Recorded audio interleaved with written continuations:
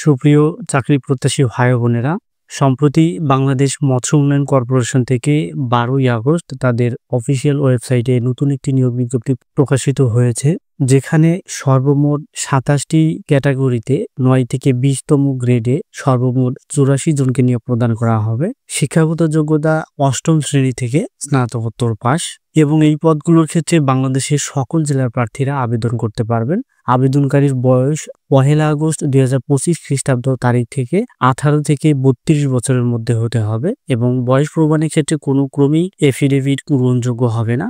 এখানে যে পদগুলো দেয়া আছে, আমি শুধু পদগুলোর নাম এবং পদের সংখ্যা, শিক্ষাগত যোগ্যতার খুব সংক্ষিপ্ত আকারে বলছি। প্রথমে যে পদ সেটি হচ্ছে ব্যবস্থাপক অস্থায়ী ভিত্তিতে। এই পদে ৪ জনকে নিয়োগ প্রদান করা হবে। অর্থনীতি, বাণিজ্য, পরিসংখ্যান বা মৎস্য বিজ্ঞানে প্রথম শ্রেণী স্নাতকোত্তর ডিগ্রি অথবা সংশ্লিষ্ট বিষয়ের দ্বিতীয় শ্রেণীর সম্মান সহ দ্বিতীয় শ্রেণীর স্নাতকোত্তর ডিগ্রি থাকতে হবে। দ্বিতীয় পদটি হচ্ছে প্রকৌশলী স্থায়ী।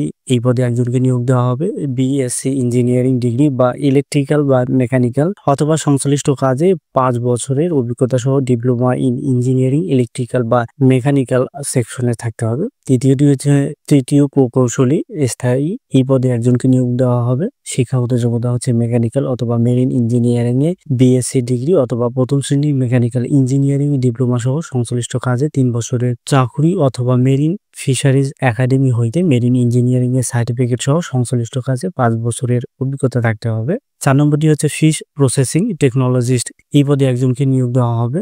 রসায়ন, প্রাণ রসায়ন, মৎস্য বিজ্ঞান বা প্রাণবিদ্যায় দ্বিতীয় শ্রেণী স্নাতকোত্তর ডিগ্রি থাকতে হবে।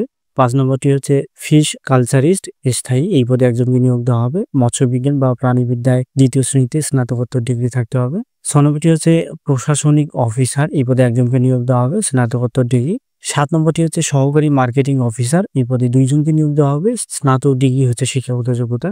৮ নম্বরটি হচ্ছে নিরাপত্তা অফিসার। এই পদে একজনকে নিয়োগ দেওয়া হবে। বাংলাদেশ সেনা বা নৌ বা বিমান বাহিনীর নায়কের সুবেদার বা সমমানের প্রাক্তন সদস্য হতে হবে। ৯ নম্বরটি হচ্ছে হিসাব রক্ষক। এই পদে ২ জনকে নিয়োগ দেওয়া হবে, বাণিজ্যে স্নাতক ডিগ্রি থাকতে হবে। ১০ নম্বরটি হচ্ছে অডিটর। এই পদে একজনকে নিয়োগ দেওয়া হবে, বাণিজ্যে স্নাতক ডিগ্রি। ১১ নম্বরটি হচ্ছে ফোরম্যান। এই পদে ৩ জনকে নিয়োগ দেওয়া হবে, ডিপ্লোমা ইন ইঞ্জিনিয়ারিং মেকানিক্যাল বা ইলেকট্রিক্যাল অথবা সংশ্লিষ্ট বিষয়ে ট্রেড সার্টিফিকেট এবং সংশ্লিষ্ট কাজে ৫ বছরের অভিজ্ঞতা থাকতে হবে। ১২ নম্বরটি হচ্ছে চতুর্থ প্রকৌশলী। এই পদে একজনকে নিয়োগ দেওয়া হবে। মেরিন ফিশারিজ একাডেমি হইতে মেরিন ইঞ্জিনিয়ারিং এর সার্টিফিকেট অথবা মেরিন ইঞ্জিনিয়ারিং এর ডিপ্লোমা এবং সংশ্লিষ্ট কাজে ২ বছরের অভিজ্ঞতা থাকতে হবে।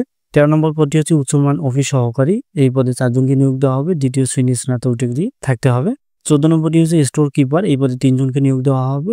১৫ নম্বরটি হচ্ছে মার্কেটিং সহকারী অস্থায়ী। এই পদে ৫ জনকে নিয়োগ দেওয়া হবে। ১৬ নম্বরটি হচ্ছে ৬০ মুদ্রাক্ষরিক কাম কম্পিউটার অপারেটর। ১৭ নম্বরটি হচ্ছে ৬০ লিপিকার কাম কম্পিউটার অপারেটর। এই পদে ২ জনকে নিয়োগ দেওয়া হবে। ১৮ নম্বরটি হচ্ছে নিরাপত্তা পরিদর্শক। এই পদে ২ জনকে নিয়োগ দেওয়া হবে। ১৯ নম্বরটি হচ্ছে সহকারী হিসাব রক্ষক। এই পদে ৩ জনকে নিয়োগ দেওয়া হবে। ২০ নম্বরটি হচ্ছে ক্যাশিয়ার। এই পদে ৫ জনকে। প্লাম্বার পদে ১ জনকে। সিনিয়র অপারেটর পদে ৫ জনকে। মেকানিক পদে 1 জনকে। অপারেটর চল স্থায়ী। এই পদে ১ জনকে নিয়োগ দেওয়া হবে। নার্সারি সহকারী। এই পদে ৩ জনকে। ড্রাইভার এই পদে ৭ জনকে এবং সর্বশেষ যেটি পদ সেটি হচ্ছে অফিস সহায়ক। এই পদে ২০ জনকে নিয়োগ দেওয়া হবে। শিক্ষাগত যোগ্যতা হচ্ছে ৮ম শ্রেণী পাস। এরপরে শর্তাবলীর মধ্যে যেগুলো অন্যতম, আমি শুধু সেগুলো নিয়েই আলোচনা করছি। মৌখিক পরীক্ষার সময় প্রার্থী নিম্নবর্ণিত কাগজপত্রে মূল কপি প্রদর্শনপূর্বক প্রতিটি একটি করে সত্যায়িত ফটোকপি দাখিল করতে হবে। প্রার্থীর সকল শিক্ষাগত যোগ্যতা, প্রযোজ্য ক্ষেত্রে লাইসেন্স, অভিজ্ঞতা ও প্রশিক্ষণ সনদপত্র। প্রার্থী যে ইউনিয়ন, পৌরসভা, সিটি কর্পোরেশনের বাসিন্দা সেই ইউনিয়ন পরিষদের চেয়ারম্যান, পৌরসভা মেয়র, ওয়ার্ড কাউন্সিলর, দায়িত্বপ্রাপ্ত কর্মকর্তা কর্তৃক প্রদত্ত নাগরিকত্বের সনদপত্র।